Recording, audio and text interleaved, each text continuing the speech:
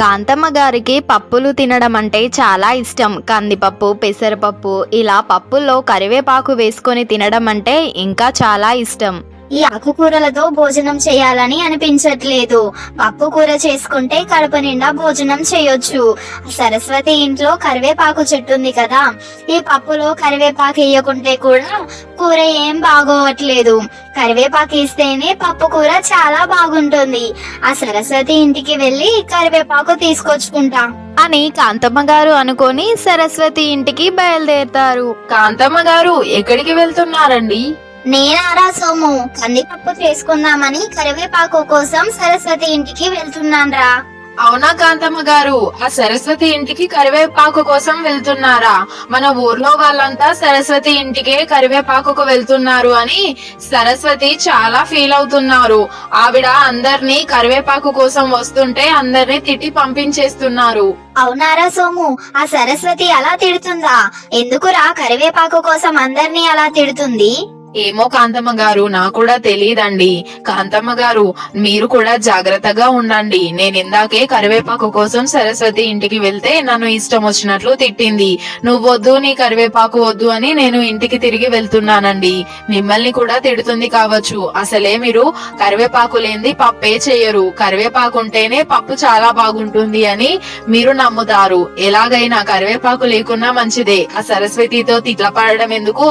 వెళ్లి కరివేపాకు లేని పప్పు కూర చేసుకొని తినండి కాంతమ్మ గారు. కానీ కరివేపాకు లేనిది పప్పు కూర తినాలని అనిపించదురా. దాంతో తిట్ల పడ్డా మంచిదే, కానీ కరివేపాకు సరస్వతి ఇంటి దగ్గర నుండి తెచ్చుకొని పప్పు కూర చేసుకొని నేను తింటాను. ఇక మీ ఇష్టం కాంతమ్మ గారు, నేనైతే చెప్పాల్సింది చెప్పాను. సరే కాంతమ్మ గారు, మరి నేను వెళ్ళొస్తాను అని చెప్పి సోము అక్కడి నుండి వెళ్లిపోతారు. కాంతమ్మ గారు కరివేపాకు కోసం సరస్వతి ఇంటికి వెళ్తుంది. సరస్వతి, వంట చేసావా? కాంతమ్మ గారు, మీరేంటి ఎటో ఎగేసుకుంటూ వచ్చారు? ఏం కావాలి మీకు? అయ్యో, ఎందుకే సరస్వతి అంత కోపంగా మాట్లాడుతున్నావు? కరివేపాకు కోసం వచ్చానే. మీ ఇంటి కాడ చెట్టు ఉంది కదా, అందుకని కరివేపాకు తీసుకొని వెళ్ళడానికి వచ్చాను. ఏంటి, కరివేపాకు కోసం వచ్చారా? ఇందేకే ఆ సోముగాడు వస్తే వాన్ని తిట్టి పంపించాను. మిమ్మల్ని కూడా తిట్టమంటారా? మీ అందరి కోసం ఇంట్లో చెట్టు పెట్టుకున్నాను. ప్రతిసారి వస్తారు, కరివేపాకు అడగరు, చెయ్యరు, తీసుకొని వెళ్తారు. మీకోసమే నేను ఈ చెట్టు పెట్టినట్లు ఉంది. అయ్యో, ఎందుకే సరస్వతి, మన ఊర్లో ఎవరింటి దగ్గర కూడా కరివేపాకు చెట్టు లేదు. మీ ఇంటి దగ్గరే కరివేపాకు చెట్టు ఉంది. అందుకోసమే నీ దగ్గరికి వస్తున్నాము కరివేపాకు కోసము. దానికి అంత కోపడితే ఎలాగే? ఇప్పుడు ఈ చెట్టు ఆకులు ఏం చేసుకుంటావు నువ్వు? ఈ కరివేపాకును మనము తెంపితే మళ్ళీ కొత్త ఆకులు వస్తాయి. ఎందుకు కాంతమ్మ గారు మీ మాటలతో మాయ చేసి కరివేపాకు తీసుకొని వెళ్ళాలని చూస్తున్నారా? ఈ రోజు ఏ ఒక్కరికి కూడా మా చెట్టు కరివేపాకులను ఇచ్చేదే లేదు. మర్యాదగా ఇక్కడ నుండి వెళ్ళిపోండి. సరస్వతి, కొంచెం కరివేపాకు ఇస్తావా? నేను పప్పు చేస్తున్నానక్క. కరివేపాకు లేకపోతే కూర అస్సలు బాగోదు. కొంచెం కరివేపాకు ఇవ్వు సరస్వతి అక్క. ఏంటే లక్ష్మి, అసలు నేనేం మాట్లాడుతున్నానో కూడా వినకుండా మాట్లాడుతున్నావేంటే? కరివేపాకు కోసం కాంతమ్మ గారు వస్తే కాంతమ్మ గారిని తిట్టి పంపిస్తున్నాను. మళ్ళీ ఆవిడని తిడుతుంటే నువ్వు వచ్చి కరివేపాకు ఇవ్వు సరస్వతి అక్క అంటున్నావు. మొద్దు మొహమా, నీకు ఇల్లు లేవానే? మీ ఇళ్ళల్లో కరివేపాకు చెట్టు పెట్టుకుంటే ఏమైతుంది? అయ్యో, కరివేపాకుకే ఎందుకంత ఫీల్ అవుతున్నారు సరస్వతి అక్క? కరివేపాకు ఇస్తే మీ కొంపేదో మునిగిపోయినట్లే చేస్తున్నారేంటి? ఫీల్ అవ్వకపోతే ఏం చేయాలి? ఇది మొక్కగా ఉన్నప్పటి నుండి దీనికి నీరు పోసి నేను దీన్ని పెంచాను. ఇది మా కోసం మాత్రమే పెంచుకున్నాను. ఇలా ఊర్లో వాళ్ళంతా వచ్చి ఈ కరివేపాకు తీసుకొని వెళ్ళాలని పెంచలేదు. సర్లేవే, ఇప్పుడు ఏమంటావు? కరివేపాకు మాకు ఇస్తావా లేదా? ఏంటి కాంతమ్మ గారు బెదిరించినట్లు అడుగుతున్నారు? మీకేంటి ఇచ్చేది? ఇవ్వననే కదా ఇందాక నుండి చెప్తున్నాను. మళ్ళీ కరివేపాకు ఇస్తావా లేదా అంటున్నావు? కరివేపాకు లేదేం లేదు. మర్యాదగా మీరిద్దరు ఇక్కడ నుండి వెళ్ళిపోండి.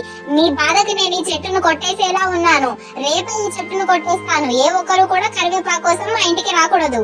సరస్వతి అలా కోపంగా తిడుతుండటంతో లక్ష్మి, కాంతమ్మ అక్కడి నుండి కరివేపాకు తీసుకోకుండా వెళ్లిపోతారు. ఈ సరస్వతి ఎందుకంత ఫీల్ అవుతుందో అర్థం కావట్లేదు. ఇది కరివేపాకు రెమ్మలు కొన్ని ఇవ్వడానికి దీని ఆస్తి మొత్తం మాకు ఇచ్చినట్లుగా ఫీల్ అవుతుంది. దాంతో దీంతో మాటలు పడడం ఎందుకు? కరివేపాకు కోసం నేనే ఒక కరివేపాకు చెట్టు పెట్టి ఈ ఊరందరికీ ఉచితంగా కరివేపాకుని అందిస్తాను అని కాంతమ్మ గారు అనుకొని వాళ్ళ ఇంటి ముందు ఒక కరివేపాకు మొక్కని పెంచుతారు. ఇదిగో రామయ్య, నీకు కరివేపాకు కావాలి అంటే ఆ సరస్వతి ఇంటికి వెళ్ళకండి. నేను ఇందాకే కరివేపాకు మొక్కని తీసుకొచ్చి పెంచాను. మీకు కరివేపాకు రెమ్మలు కావాలి అంటే నా దగ్గరికి రండి. నేను కరివేపాకు రెమ్మలు 2 తెంపి మీకు ఇస్తాను. ఇది కొంచెం పెద్దయ్యాక మనము ప్రతిరోజు ఈ కరివేపాకు రెమ్మలని తీసుకొని మన కూరల్లో వేసుకోవచ్చు. సరస్వతి ఇంటికి మాత్రం వెళ్ళకండి. కాంతమ్మ గారు చాలా మంచి పని చేశారండి కరివేపాకు మొక్కను పెంచి. ఇలాగే మీరు ప్రతిరోజు ఈ మొక్కకి నీరు పోయండి. ఇది పెద్ద వృక్షం అవుతుంది. అప్పుడు ఊర్లో వాళ్ళంతా కూడా ఈ కరివేపాకు చెట్టుకున్న కరివేపాకునే తీసుకొని వెళ్తారు. మీరు మాత్రం కరివేపాకు చెట్టు పెద్దగా అయ్యాక ఆ సరస్వతి లాగా అందరినీ తిట్టకండి కాంతమ్మ గారు.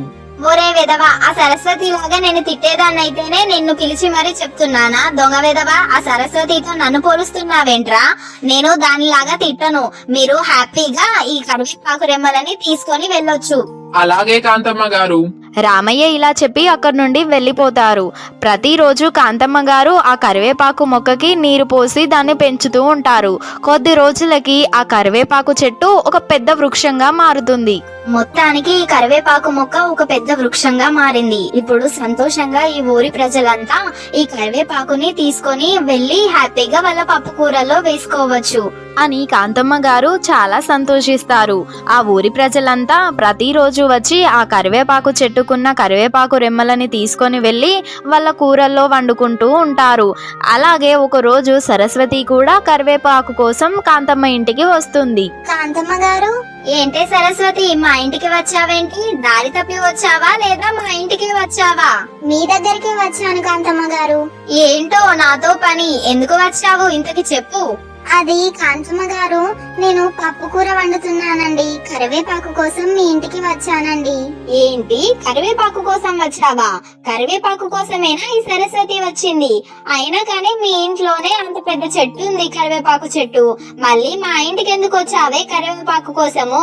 అయినా కానీ ఆ రోజు నేను మీ ఇంటికి కరివేపాకు కోసం వచ్చాను కదా, నన్ను చాలా మాటలు తిట్టి పంపించావు. కరివేపాకు కూడా ఇయ్యకుండా, కనీసం వయసులో పెద్దదాన్నని కూడా మర్యాద ఇయ్యకుండా నీ నోటికి ఎంతొస్తే అంత ఇష్టం వచ్చినట్లు మాట్లాడావు. కరివేపాకు అడిగినందుకే ఏదో నీ ఆస్తి అంతా అడిగినట్లు ఫీల్ అయ్యి తిట్టి పంపించావు. ఈ రోజు ఏ మొహం పెట్టుకొని మా ఇంటికి కరివేపాకు వచ్చావే నువ్వు? అయ్యో కాంతమ్మ గారు, ఊర్లో వాళ్ళంతా నా కరివేపాకు చెట్టుకు మీద చెయ్యేసి కరివేపాకంతా తీసుకువెళ్తుంటే కోపం వచ్చి నేను అలా అందరినీ మాటలు అన్నానండి. దయచేసి నా తప్పును క్షమించండి కాంతమ్మ గారు. మిమ్మల్ని తిట్టిన 2 రోజుల నుండి నేను కోపంతో ఆ కరివేపాకు చెట్టుకి నీరు పోయడం మానేశాను. అందువల్ల కరివేపాకు చెట్టు మొత్తం ఎండిపోయిందండి. ఇప్పుడు మా ఇంట్లో కరివేపాకు చెట్టే లేదండి. దయచేసి మీరు నాకు కొంచెం కరివేపాకు ఇస్తే నేను ఆ కరివేపాకును తీసుకొని పప్పులో వేసుకుంటాను కాంతమ్మ గారు.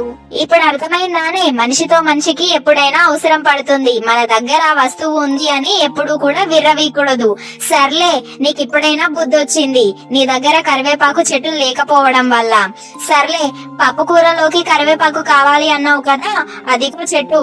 హ్యాపీగా నీకు కావలసినంత కరివేపాకును తీసుకొని వెళ్లి పప్పు కూరలో వేసుకొని హ్యాపీగా భోజనం చెయ్యి. సరస్వతి కరివేపాకును తెంపుకొని అక్కడి నుండి వెళ్ళిపోతుంది.